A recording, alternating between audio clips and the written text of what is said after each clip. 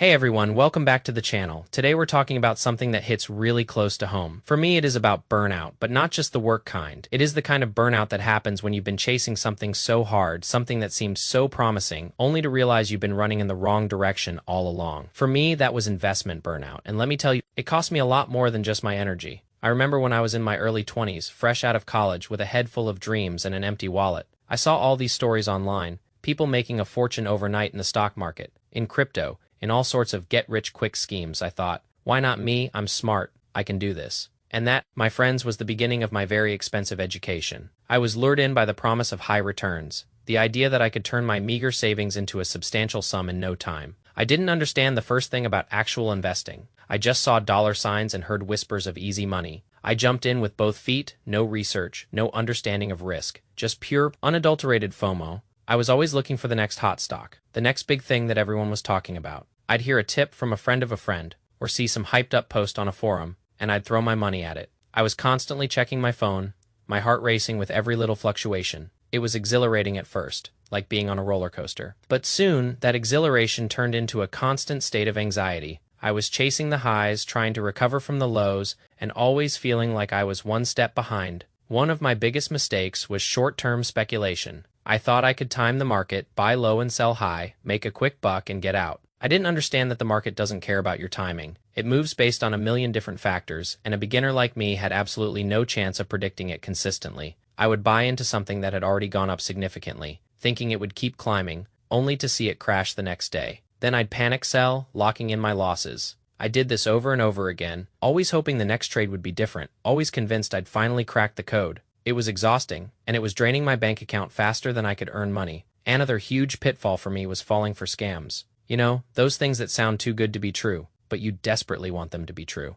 I remember one time, I got involved in this online investment platform that promised guaranteed daily returns of something ridiculous, like 2%. I saw some of my friends putting money in, and they seemed to be making profits, so I thought, this must be legitimate. I put in a significant portion of my savings, telling myself it was a calculated risk. Of course, it wasn't within a few weeks. The platform disappeared, along with all my money. It was a crushing blow. Not just financially, but to my confidence. I felt so foolish, so naive. It was a stark reminder that if something seems too good to be true, it almost certainly is. I also made the classic mistake of not understanding risk management. I would put all my eggs in one basket, investing a huge chunk of my capital into a single asset. I didn't diversify. I didn't set stop losses. I didn't have any kind of plan for what I would do if things went south. I was operating on pure emotion. If something was going up, I'd double down. If it was going down, I'd hold on, hoping it would rebound, often watching my money dwindle to nothing. I convinced myself that I was holding for the long term, when in reality I was just paralyzed by fear and denial. That kind of emotional trading is a recipe for disaster, and I cooked up a whole lot of it. The emotional toll was immense. I was constantly stressed, constantly worried. My mood would swing with the market. I'd be ecstatic when my investments went up a little, and utterly miserable when they dropped. It affected my relationships, my work, my sleep. I was irritable, distracted, and always on edge. I was experiencing investment burnout in its purest form. I had poured so much of myself, so much of my hard-earned money, into something that was only giving me stress and losses. I felt like a failure, and it was a very dark period for me. It took a big, painful loss for me to finally wake up. I hit rock bottom financially, seeing my savings, the money I had worked so hard to accumulate, disappear right before my eyes. That moment was a turning point. It was like a cold splash of water to the face. I realized that my approach was completely unsustainable, completely wrong. I couldn't keep going down this path of chasing quick money and hoping for the best. I had to change. That is when I decided to hit the reset button. I stopped everything. I stopped trading, stopped looking at investment news, and just took a break. I started reading books, watching educational videos, and trying to understand the fundamentals of finance and investing. I learned about things like diversification, asset allocation, compound interest, and risk assessment. These weren't flashy concepts, but they were the bedrock of sound financial planning. I realized that real investing is boring, and that is a good thing. It is about steady, consistent growth, not overnight riches. I learned about the importance of having an emergency fund, something I had completely neglected in my pursuit of high returns. I started building a budget, tracking my expenses, and actually saving money with a purpose. I shifted my focus from trying to beat the market to simply participating in it in a sensible, low-cost way. I started investing in broad market index funds, things that track the overall market rather than trying to pick individual winners. It wasn't exciting, but it was effective. The biggest shift for me was in my mindset. I let go of the get-rich-quick mentality. I stopped looking for shortcuts and started embracing the long game. I realized that true financial freedom isn't about hitting a jackpot. It is about building a solid foundation, brick by brick, year after year. It is about patience, discipline, and consistency. It is about understanding that wealth accumulation is a marathon, not a sprint. Now, looking back, I can see all the mistakes I made, all the red flags I ignored, and that is why I'm sharing my story with you. I don't want anyone else to go through what I went through. I want to use my past failures as a lesson for others, especially young people who are just starting out with their money. So what are my key takeaways, my anti-burnout strategies for investing? First, ditch the get-rich-quick mindset. Seriously, if it sounds too good to be true, it probably is. There are no shortcuts to lasting wealth. Focus on building sustainable habits. Second, educate yourself. Don't just blindly follow advice. Understand what you're investing in, why you're investing in it, and what the risks are. Spend time learning the basics. It is not glamorous,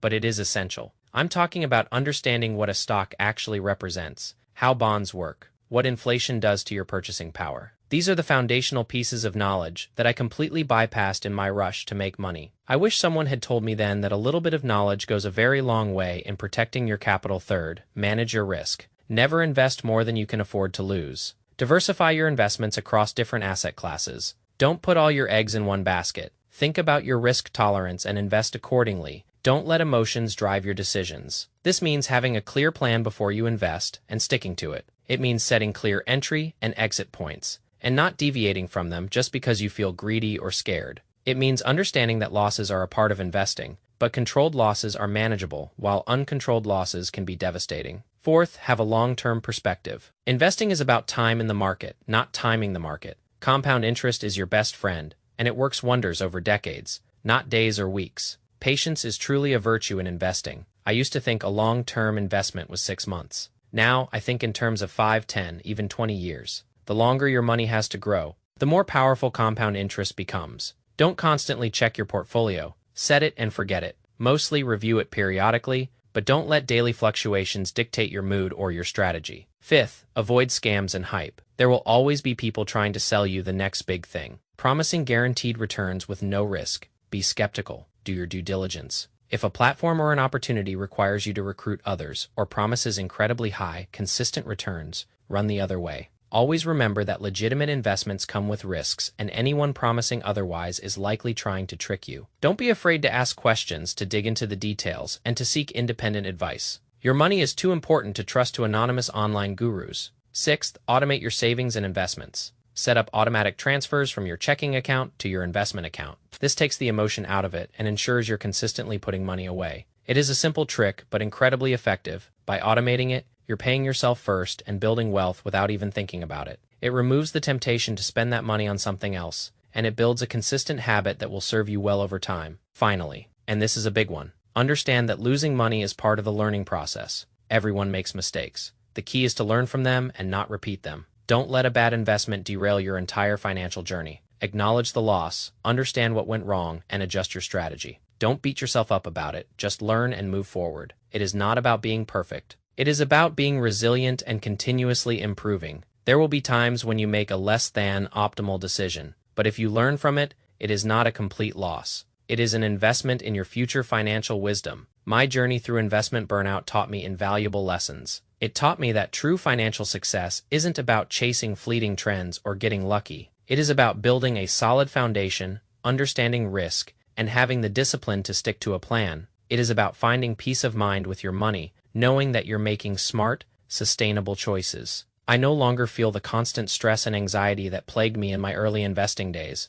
Instead, I feel a sense of control and confidence. I feel like I'm playing a long game, a game I can actually win, not a rigged casino table. This new approach has not only brought me financial stability, but also a profound sense of calm and clarity in my life. I'm not checking my portfolio every hour. I'm not losing sleep over market fluctuations. I'm just steadily building my future, and that feels good. I hope sharing my blood and tears stories helps some of you avoid the same mistakes I made. If you're feeling overwhelmed by the world of investing, or if you've made some bad decisions like I did, it is okay. You're not alone. The most important thing is to learn, adapt, and build a better future for yourself. Financial education is a journey, and I'm here to share what I've learned along the way. Remember, it is not about how fast you get there, but that you get there safely and sustainably. Take it slow, be patient, and prioritize learning over earning in the beginning. The earnings will follow. What are your experiences with investment mistakes or financial setbacks? Have you ever felt burned out by your money journey? I'd love to hear your stories and insights in the comments below. Let's build a community where we can learn from each other's experiences and help each other make smarter financial decisions.